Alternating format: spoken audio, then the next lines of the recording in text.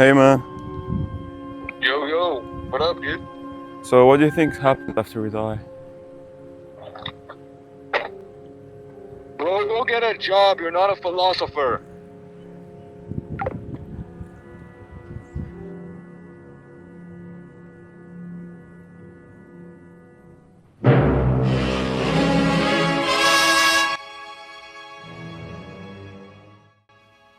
Death.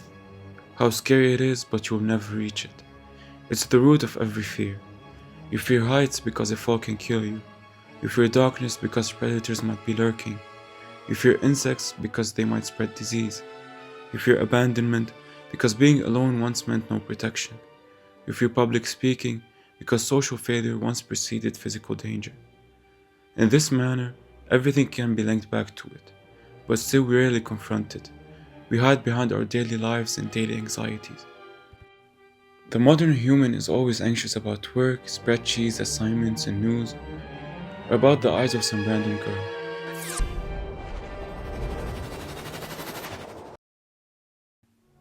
The tool that helps us survive is now weaponized against us. We tend to forget that our current body is the same one that our ancestors used in order to hunt their food in the day and sing around the fire at night. Our bodies barely changed, but our way of life greatly did. And we wonder why we're so miserable, why something is always missing. But it's fine.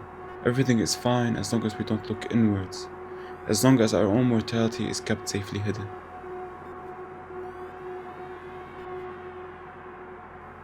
This is the curse of being human. We became conscious of death, and since then we started running. Running from it, we controlled fire. We tamed the wildest beasts. We transformed the land. We enslaved our kind. We invented complex language. We built machines that worked for us, or maybe that we worked for.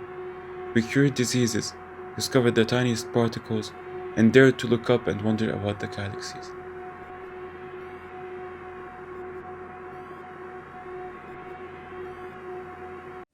Running from it, we will make the skies our playground. We will harvest the stars.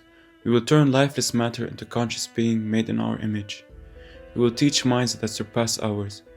Then we will bend space into our own will. We will reprogram our genes so our children come out as ultimate mega-chads.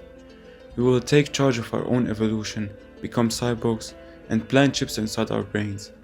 Because you honestly think that humans, with our infinite pride and greed, will willingly give away our throne to stupid clanker GPT? We will see new colors, build houses in dimensions that break our current brains, and build dream machines, or maybe, as our greatest invention, we will create the Goon Master 5000. But at the end, we will still be that greedy king, destroying everything in his way to reach the fountain of youth. Maybe we'll reach that mystical fountain, but will we still be humans when we first drink from it? That question begs another. What makes us human? What makes us different from other animals? We thought animals didn't have complex language, emotion, or culture, but each time we were wrong. Maybe, just maybe, our great game of hide and seek with death and our deep understanding of its inevitability is one of the things that got us here. 2, 1, 0. All engine running. So far, we are doing okay. We are reaching territories other human species couldn't even begin to fathom. But we are the last ones standing, and it's entropy we are fighting. Stars, black holes, galaxies, and even matter as we know it will perish under its reign. We became so aware of death that we created abstractions that transcend us to hide from it.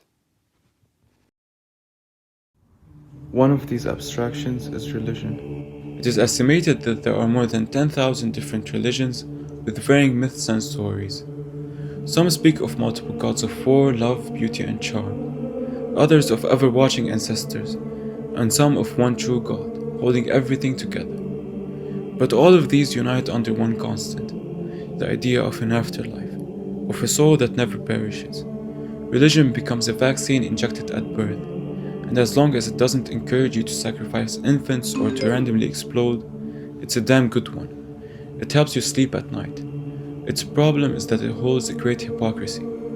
People believe in the God that will take them to heaven. They reconstruct the belief system they were born into, and make it fit their existing lifestyle. You might see a woman claiming she's Muslim but refuses to wear a hijab, or a Catholic that is homosexual. They use it to stay sane and only remember it on their deathbed. And for that reason, I think there are as many religions as people. The atheist is not immune either. He trades the comfort of religion for colder acceptance. Camus, probably after consuming copious amounts of coffee and cigarettes, stated this when he wrote, "The realization that life is absurd cannot be an end, but a beginning." He accepted the fact that life might be meaningless, and his scope was revolt. To declare that life has no ultimate purpose became a purpose. Knowing that, we love deeply, not because it will last, but because it will not. We create passionately even if the canvas will rot.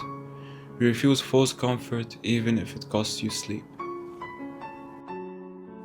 Others might relieve their mind by stating that death is not an experience. By definition, you won't be there when it finally and surely catches you. So fearing it is irrational. Remember, you will not float in empty space. You will not have regrets. You will not miss your loved ones. You will simply not exist. You have tasted death before, and that is before you were born. Another, maybe more noble way we run from death is art. It's the you that lives after you die. From the first cave paintings, to the high schooler scraping "I was here" on his desk, to Dali melting time in his paintings, to Dostoevsky wrestling with faith, and to God creating the heavens. These works are ghosts of their creators. What was only a thought in their brains remains materialized years after they are gone. You have to use these methods, because if you are always actively aware of your impending termination, it won't be long until you wake up in a mental hospital. But from time to time, something triggers these thoughts, maybe the death of a relative, or just if your brain hates you. The walls you built to protect yourself get shattered, and you find yourself staring into a dreadful abyss, patiently waiting for you to unite with it. But what do I know? I'm still looking for my code.